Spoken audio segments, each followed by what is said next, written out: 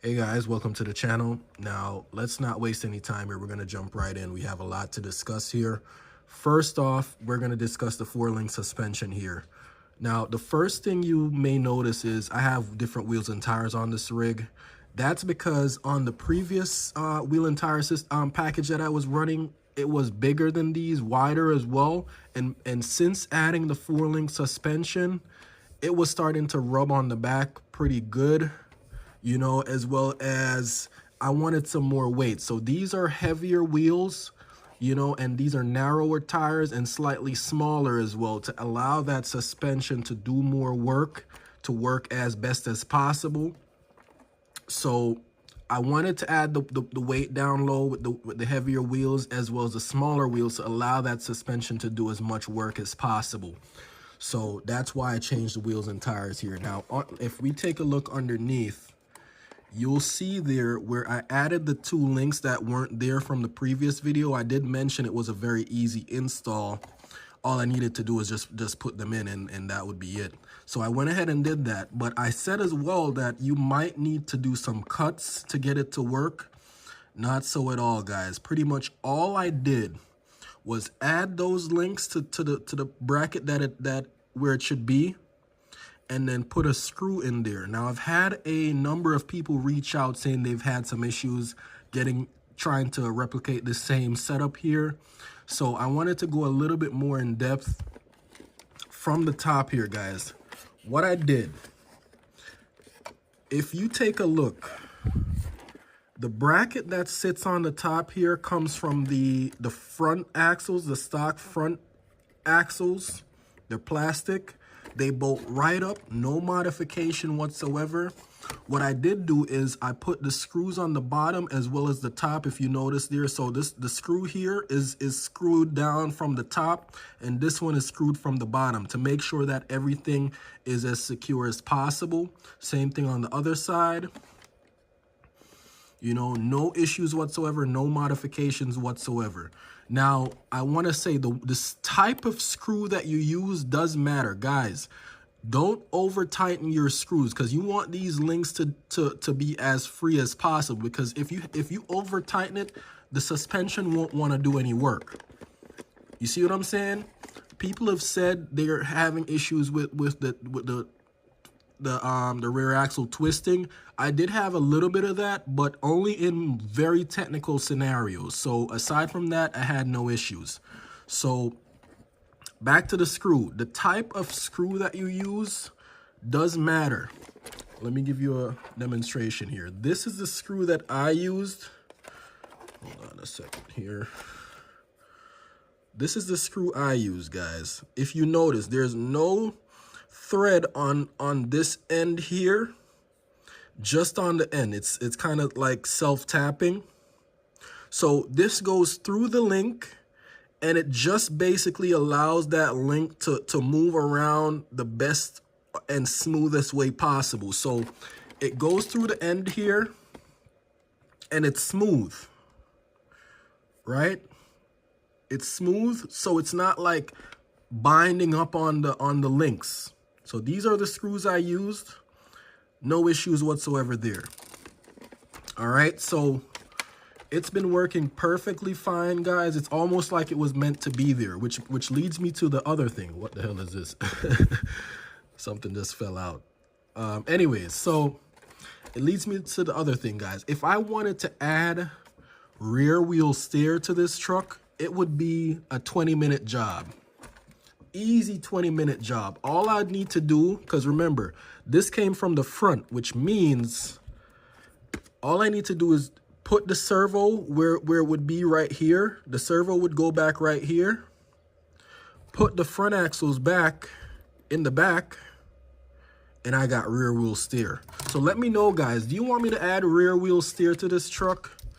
It's a 20-minute job with this setup. So it's not much of a hassle at all, guys. So I could add rear wheel steer and have this truck be an absolute beast. So let me know, guys. Do you want to see rear wheel steer on this truck? Leave a comment. So that pretty much covers the suspension, the four-link setup. All I did again, guys, I put the screw through this link here and through this one, and it went through the chassis right there. Now, if I wanted to make it more secure, I could add a little like a nut on the other side, but I haven't had any issues, so I don't see the need to do that. So it's running perfectly fine as it is right now, so that's where it is.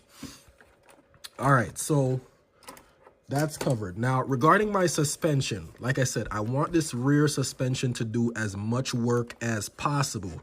So I went ahead, I have a few options available, but the one I'm running right now is, as you can see, I have no springs on the rear shocks here.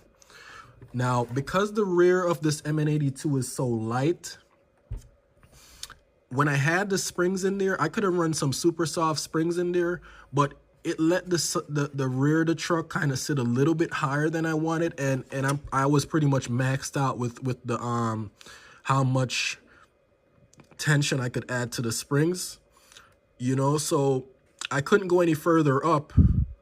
So I decided, you know what, take those springs out so the back can sit as low as possible. I want it to sit nice and low like this, you know, and have all that droop available to me when the time calls for it, you know, all the flex in the world just the same. You know, so right now I'm running no springs in the back, 20 weight Traxxas oil,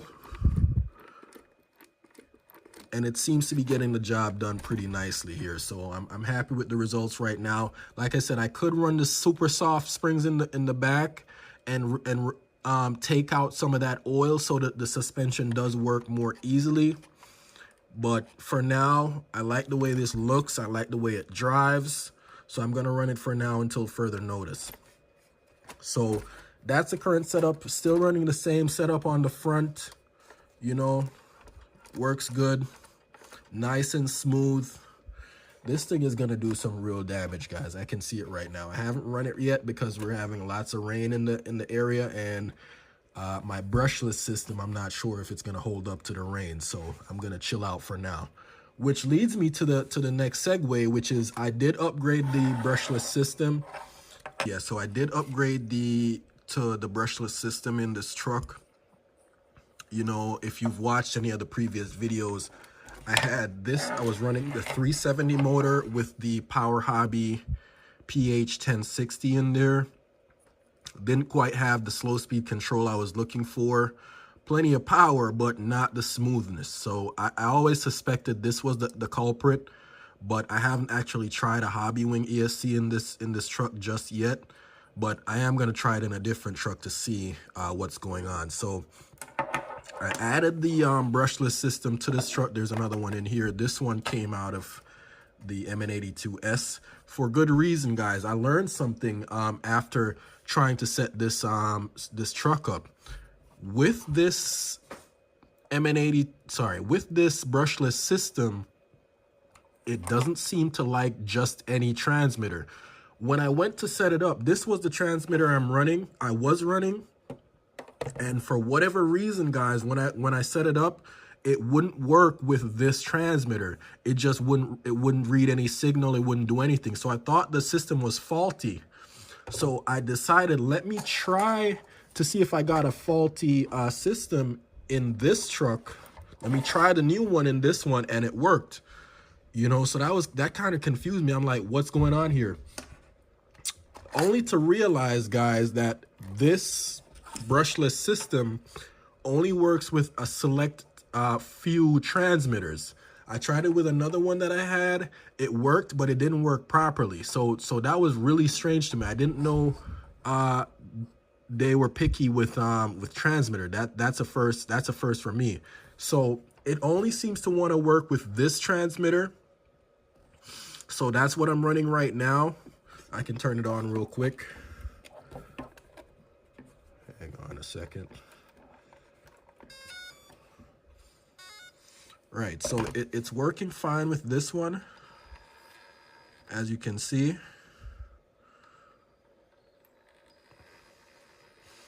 Lots of slow speed control, working nicely. Let's do a quick little suspension test here, guys.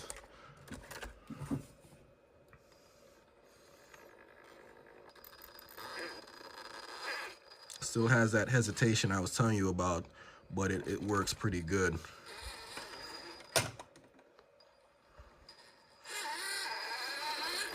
You know, nice fluid suspension at 4-link, doing the work I wanted to do. These tires are phenomenal, by the way. They work pretty good. There's that hesitation, but I may explore changing that ESC to a better ESC, but I haven't done that yet. You know, I just kind of got it in to make sure it's working, you know, but suspension doing all the work that I wanted to. Really happy with the result there. So yeah, guys, if you're gonna run this, it may not work with your transmitter, so you got to bear that in mind, guys. This thing seems to be picky with the transmitters that it works with. So but yeah, I got it installed, you know, the suspension's updated and all that, so I'm looking forward to getting this thing out on the trail and really seeing what it can do. Now there's a couple more things I want to get addressed with this truck. You know, since I added these wheels, like I said, they are heavier, and the 4-link suspension, it's more rigid now. Everything seems to be working in proper unison. It's more apparent to me now that the servo I had in there, I've had this servo in here almost a year now. It's the Surpass 17G servo. It's not going to cut it, guys. It's not strong enough, especially in technical situations, to really turn that tire. So I'm going to explore getting a more powerful servo to make sure this thing runs exactly the way I want it to. So look out for that. Also, I have another axle coming. It's going to take a while to get here, but I have another axle coming that I think will be a better fit for this truck. You know, I've always had clearance issues with this truck, so I wanted to keep the live axles, but I'm exploring maybe putting portals in there. I really like when the truck sits low like this. You know, I don't want the truck to be all perched up. I want it to sit nice and low. I love the look when it's like really low down like this, not all perched up. But I'm gonna explore some options, guys. So that's where it is right now, guys. We have new wheels and tires, updated suspension, completely dialed in 4-link system. You know, all 4 links are there now, almost like it was meant to be. You know, brushless system now and all that good stuff, guys. So this thing is ready to go, guys. This thing is ready to go. So stay tuned. I'm gonna do some more trail runs with this thing and really fully complete it, guys. Anything else is gonna be cosmetic, you know, just to make it look a little bit cooler and all that. But as for mechanically, it's pretty much done, guys. So share your comments in the comment section. Leave a like if you enjoyed the video. Leave a like if it was helpful to you in any way. Let me know, guys, if you want me to add that 4-wheel steer to this thing. It's a 20-minute job and it's done. You know, so this thing could be an absolute monster with this setup. So let me know, guys. Thank you so much for watching. Have a good day.